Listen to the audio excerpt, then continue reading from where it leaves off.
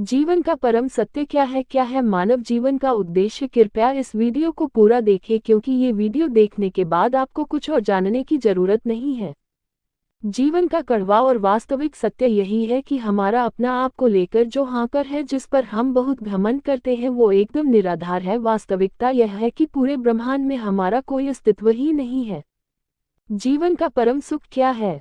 जीवन का सबसे बड़ा सुख है आत्मसंतोष की भावना। जो मनुष्य अपने पास उपस्थित संसाधनों से संतुष्ट न होकर सदैव दूसरों को देखकर तृष्णा का भाव रखता है, वह कभी सुखी नहीं रह सकता। इसके विपरीत जो लोग सीमित संसाधनों में भी संतोष रखते हैं, वे अपने दुख के पलों में भी सुख का कारण तलाश कर ही लेते हैं। संसार का प्रत्येक प्राणी सुख की कामना रखता है। कोई भी दुख, अभाव की स्थिति को पसंद नहीं करता है, लेकिन क्या अभिलाषा रखने मात्र से उसे सुख की प्राप्ति हो जाती है? नहीं। मनुष्य को अगर सुख चाहिए तो उसे सुख प्राप्ति के लिए उसके स्रोत से स्वयं को जोड़ना पड़ेगा। उदाहरण के तौर पर, जब आपको प्यास लगती है तो आप जल की तलाश करते हैं। आप नलकूप, पोखर, तालाब, झरना, नदी के निकट पहुंचकर अपनी प्यास बुझा लेते हैं। अगर कोई व्यक्ति प्यास लगने पर रेगिस्तान में जाकर जल की तलाश करे तो क्या उसकी अभिलाषा पूर्ण हो सकती है? कदापि नहीं। वहां जल की तलाश में जाने पर प्राण और संकट में पड़ जाएंगे।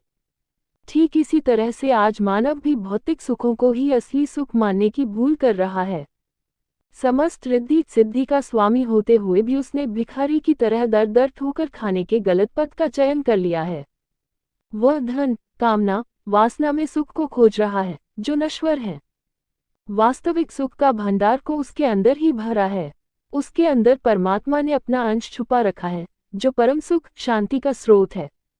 जैसे मूंग की नाभि में ही अमूल्य कस्तूरी होती है, पर उसके बारे में उसे पता नहीं होता। अगर पता होता तो जंगल में उस सुगंध की प्राप्ति के लिए भटकने की कोई जरूरत नहीं होती। मनुष्य ने भी आज भौतिक सुखों के पीछे आध्यात्मिक सुखों को नजरअंदाज कर दिया है। पशुवत जीवन जीने को ही मानव जीवन का उद्देश्य समझ बैठा है। शारीरिक सुखों की प्राप्ति के पीछे भूल बैठा है कि वह परमात्मा का ही अंश है। परमात्मा हर मामले में अमीर है, पर उसके पुत्र ने स्वयं को गरीब बना लिया है। इसका कारण है कि मानव आज परमात्मा से बिछड़ गया है। अगर वह अपने अंदर झांकने की कोशिश करे, परमात्मा से नाता जोड़ ले, तो उसे अनंत सुखों की प्राप्ति होने लगेगी। भगवान श्री कृष्ण कहते हैं, त्रिभिर्गुणमय भविर्भि सर्वमिदे जगत मोहित नाभिजानाति मामेभ्यः परमव्ययम्। प्रकृति के इन तीनों गुणों से उत्पन्न भावों द्वारा संसार के सभी जीव मोहग्रस्त रहते हैं। इस कारण प्रकृति के गुणों से अतीत मुझ परम अविनाशी को नहीं जान पाते हैं।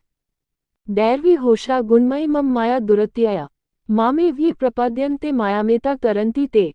ये तीनों दिव्य गुणों से युक्त मेरी माया को पार कर पाना असंभव है, परंतु जो मनुष्य मेरे शरणागत हो जाते हैं, वह मेरी इस माया को आसानी से पार कर जाते हैं। मनुष्य जन्म अत्यंत ही दुर्लभ है। मनुष्य जीवन का केवल एक ही उद्देश्य और एक ही लक्ष्य होता है, वह भगवान की अनन्य भक्ति प्राप्त करना है। अनन्य भक्ति को प्राप्त करके मनुष्य सुख और दुखों से मुक्त होकर कभी न समाप्त होने वाले आनंद को प्राप्त हो जाता है। यहाँ सभी सांसारिक संबंध स्वार्थ से प्रेरित होते हैं। हमारे पास किसी प्रकार की शक्ति है, धन संपदा है, शारीरिक बल है, किसी प्रकार का पद है, बुद्धि की योग्यता है, तो उसी को सभी चाहते हैं, न कि हमको चाहते हैं। हम भी संसार से किसी न किसी प्रकार की विद्या, धन, योग्यता, कला आदि ही चाहते हैं, संसार को नहीं चाहते हैं। इन बातों से सिद्ध होता है संसार में हमारा कोई नहीं है। सभी किसी न किसी स्वार्थ सिद्धि के लिए ही हमसे जुड़े हुए हैं। सभी एक दूसरे से अपना ही मतलब सिद्ध करना चाहते हैं।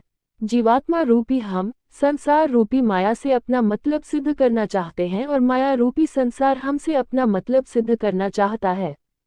हम माया को ठगने में लगे रहते हैं और माया हमारे को ठगने में लगी रहती है। इस प्रकार दोनों ठग एक दूसरे को ठगते रहते हैं। भ्रम के कारण हम समझते हैं कि हम माया को भोग रहे हैं, जबकि माया जन्म जन्मांतर से हमारा भोग कर रही है। वास्तव में संसार को हमारे से जो अपेक्षा है, वही संसार हमारे से चाहता है। हमें अपनी शक्ति को पहचान कर संसार से किसी प्रकार की अपेक्षा न रखते हुए अपनी सामर्थ्य के अनुसार ही संसार की इच्छा को पूरी करनी चाहिए। इस प्रकार से कार्य करने से ही जीवात्मा रूपी हम कर्म बंधन से मुक्त हो सकते हैं। सामर्थ्य से अधिक सांसारिक इच्छाओं की पूर्ति करने से हम पुनः कर्म बंधन में बंध जाते हैं। हमें कर्म बंधन से मुक्त होने के लिए ही कर्म करना होता है। कर्म बंधन से मुक्त होना ही मोक्ष है। मनुष्य कर्म बंधन से मुक्त होने पर ही जन्म मृत्यु के चक्र से मुक्त होकर परम लक्ष्य स्वरूप परमात्मा को प्राप्त हो जाता है। जब तक संसार को हम अपना समझते रहेंगे और संसार से किसी भी प्रकार की आशा रखेंगे, तब तक परम लक्ष्य की प्राप्ति असंभव है। जब तक अपना सुख, आदर, सम्मान चाहते रहेंगे तब तक परमात्मा को अपना कभी नहीं समझ सकेंगे। परमात्मा की कितनी भी बातें कर ले, सुन भी ले, पढ़ भी ले, लेकिन जब तक सुख की चाहत बनी रहेगी तब तक भगवान में मन नहीं लग पाएगा। संसार में हमें सुख संपत्ति का त्याग नहीं करना है, परंतु सुख संपत्ति को पाने की इच्छा का त्याग करना चाहिए। यह इच्छा ही तो हमारे पतन का कारण बनती आई है। ज्ञान के द्वारा ही संसार का त्याग हो सकता है और संपूर्ण विश्वास के साथ ही परमात्मा से प्रेम हो सकता है। जिनसे भी हमारा संसारिक संबंध है उन सभी का हमारे ऊपर पूर्व जन्मों का कर्जा है। उन सभी का कर्जा चुकाने के लिए ही तो ये शरीर मिला है। कर्जा तो हम चुकता करते हैं, लेकिन साथ ही नया कर्जा हम फिर से चढ़ा लेते हैं। जब तक हम कर्जदार रहेंगे तो मुक्त कैसे हो सकते हैं? ये तभी संभव हो सकेगा जबकि हम इस संसार से नया कर्जा नहीं लेंगे। संसार तो केवल हमसे वस्तु ही चाहता है, हमारे को कोई नहीं चाहता है। हम सभी के ऊपर मुख्य रूप से दो प्रकार का ही कर्जा है। एक शरीर जो प्रकृति का कर्जा है, दूसरा आत्मा जो परमात्मा का कर्जा है। इसलिए हमें संसार से किसी भी वस्तु को पाने की इच्छा का त्याग कर देना चाहिए और शरीर सहित जो कुछ भी सांसारिक वस्तु हमारे पास है उसे सहज मन भाव से संसार को ही सौंप देनी चाहिए। हम स्वयं आत्मा स्वरूप परमात्मा के अंश हैं, इसलिए स्वयं को सहज मन भाव से परमात्मा को सौंप यानी भगवान के प्रति मन से, वाणी से और कर्म से पूर्ण समर्पण कर देना चाहिए। यही मानव जीवन का एकमात्र उद्देश्य है। यही मनुष्य जीवन का एकमात्र लक्ष्य है। यही मानव जीवन की परम सिद्धि है। यही वास्तविक मुक्ति है। यह मुक्ति शरीर रहते हुए ही प्राप्त होती है, इसलिए यह मनुष्य जन्म अत्यंत दुर्लभ है।